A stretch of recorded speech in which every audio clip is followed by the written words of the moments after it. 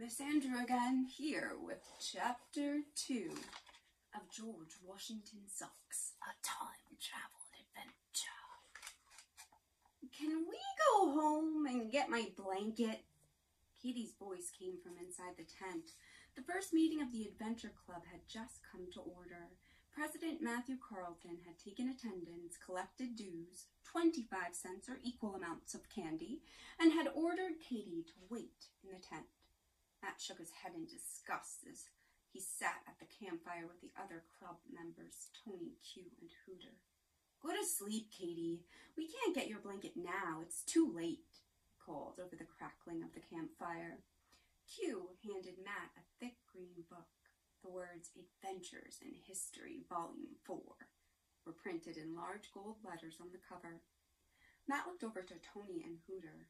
Q and I did our history report together on George Washington, he told them. So if you have any questions, we can probably answer them since we did so much research. You only read one library book for that report, Tony objected. You can't call one book so much research. You didn't see the size of that book, Tony, Matt told him. It was big. I mean, really big. Look, Tony, we're not saying that we know everything about the Revolutionary War, but we did do a report on it, and we do know more than you do, Q said smugly. Okay, guys, let's not waste any more time trying to decide who knows more about the Revolutionary War. Q got this book from his uncle, and none of us have read it yet, so be quiet and listen. Matt opened the book to the page that had a bookmark in it. The crossing of the Delaware River and the War for Independence, he began. Between the autumn of 1775 and the autumn of 1776, the rebel army had suffered such great losses that many feared the American cause was soon to be lost. I thought we won the war, Hooter interrupted. It sounds like we lost it. We almost did lose it, Matt told him, looking up from the book. That's why this adventure is so incredible. Listen. Matt looked back down to the book and continued to read. As he made his way across New Jersey, General Washington was in desperate need of food and supplies for his ill-clad army. New Jersey was at this time a state divided in its loyalties. Many farmers felt that they still owed their allegiance to King George and would not accept the new Confederate money that the Congress had issued to the army. British spies were everywhere. The rebels themselves were ill-trained and inexperienced soldiers, most of them having more experience with a plow than a bayonet. If these were not enough obstacles for General Washington, the winter of 1776 proved to be the harshest weather that the region had ever experienced. But, as discouraged as Washington was, he was not prepared to accept defeat, not yet. The American army was on the verge of collapse and in desperate need of a victory in order to turn the tide in their favor. The crossing of the Delaware and the taking of Trenton on December 26th proved to be just such a victory. Can you imagine what it must have been like? Matt said suddenly, looking up from the book. Cold, she replied. Really, really cold. They crossed the river at night in the middle of rain and ice and snow. They must have been freezing. Just like we're going to be if we let this fire go out, Tony said, as he got up to get another log for the fire. Matt put down the book and joined the other club members in carrying over a load of wood from the wood pile to the campsite. Tony's dad had helped them to build the fire after they had set up the tent behind the garage. He had given them a long lecture on fire safety before he finally left them alone and went back into the house. Matt thought camping in Tony's yard was okay, but he wished it were a little more wild and dangerous. If Tony's father had let them make camp along the lake like they had wanted to, it would have been perfect. As it was, Tony's parents kept coming to the kitchen door and peeking out to check on them every 10 minutes. Sometimes they treat me like I was in 2nd grade or something, Tony groaned, waving his mother away from the door. It's probably because you're so small, Q pointed out. Yeah, Tony, you know, I've seen some 2nd graders that are a whole lot bigger than you, Hooter added. Tony shrugged his shoulders. He was used to people pointing out his height or lack of it. He was the shortest boy in the 5th grade. It's just because of his size that Tony is such an important member of the club, Matt said, with authority. sitting back down in front of the fire. "It is?" Tony squeaked, sitting beside him. "Sure, since you're the smallest man, you'll be our scout. You can do all the tracking, traveling ahead of us to check things out without being seen. And since you're so small, you weigh less than any of us. Do you remember those Indian scouts in the Davy Crockett book we read? Remember how they could walk through the woods without making a sound?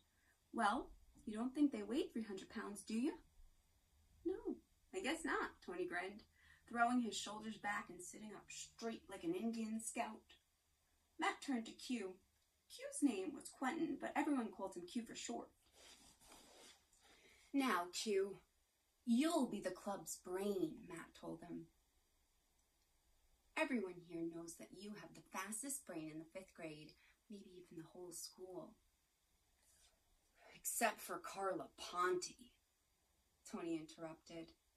"Have you seen what Carla Ponte looks like lately?" Hooter said with a grin. "She had her hair permed or something, and it looks like a Brillo pad that's been microwaved." "That's not nice." "Not too smart, but then she's a girl. What do you expect?" Matt shook his head. "What?" "I'm offended. You know that's not true, ladies and boys. Girls are just as smart as boys. Now, Q, we're going to need some quick thinking if we get in some live or die situation, so be prepared to think." "I know," Q said, taking off his glasses to wipe a mosquito from them. I already thought of that, and I have no intention of perming my hair." "So what about me?" Hooter interrupted. "What's my job?" Hooter's real name was Brian Melrose, but he didn't look anything at all like a Brian Melrose. To Matt, he had always looked like a young version of Fred Flintstone. He was big and kind of goofy looking, but he was a softy at heart. In the 3rd grade, he had found a baby owl with a broken wing. He put it in a little box and carried it with him wherever he went, hooting softly to it all the while. His parents finally made him take the owl to the animal shelter, but by then he had done so much hooting that all the kids in the neighborhood had started calling him Hooter, and the name just stuck. "Don't worry, Hooter. I've got a big job for you," Matt assured him. "You'll be our strong man.